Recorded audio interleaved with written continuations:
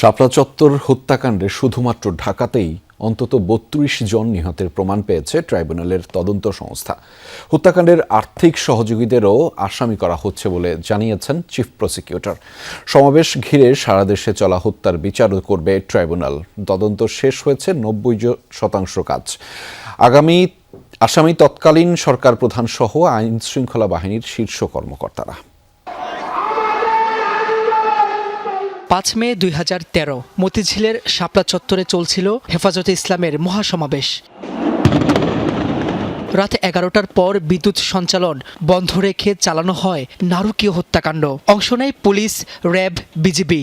Sound গ্রেনেডের বিকট শব্দ, লাঠিপেটা আর গুলিতে তখন দিশেহারা আন্দোলনকারীরা।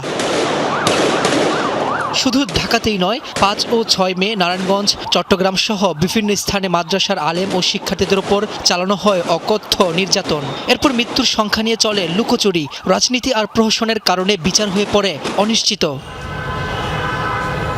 দীর্ঘদিন পর ৫ মের এই হত্যাকাণ্ডের কুশীলবদের নিয়ে তদন্ত শুরু করে আন্তর্জাতিক অপরাধ ট্রাইব্যুনালের তদন্ত সংস্থা। চিফ প্রসিকিউটর জানালেন, নিহতদের সংখ্যা নিয়ে ধোঁয়াশা কাটছে এবার। শাপলা চত্বর হত্যাকাণ্ডে শুধুমাত্র ঢাকাতেই অন্তত ৩২ জন হত্যার প্রমাণ মিলেছে।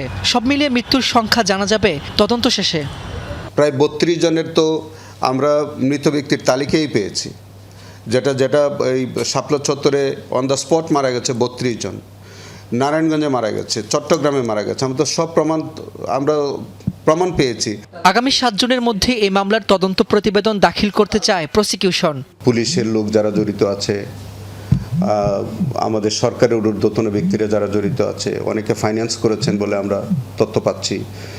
ছাত্রলীগ, যুবলীগের লোকজন তারা আছে, যারা এই ঘটনার মধ্যে যারা থাকবে সবাই আসবে। যারা শহীদ হয়েছে এই ঘটনায় তাদের যে তথ্যগুলো সংগ্রহ করা, এই সব কিছু মিলিয়ে আমাদের সময় কিন্তু আমরা ১-১.৫ বছরের বিষয়।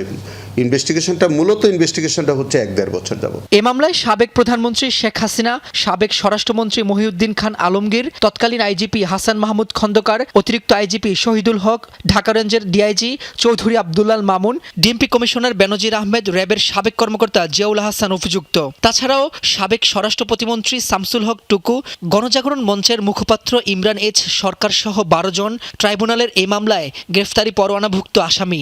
সব মিলিয়ে ২৫ জনের বেশি আসামি এ মামলায়।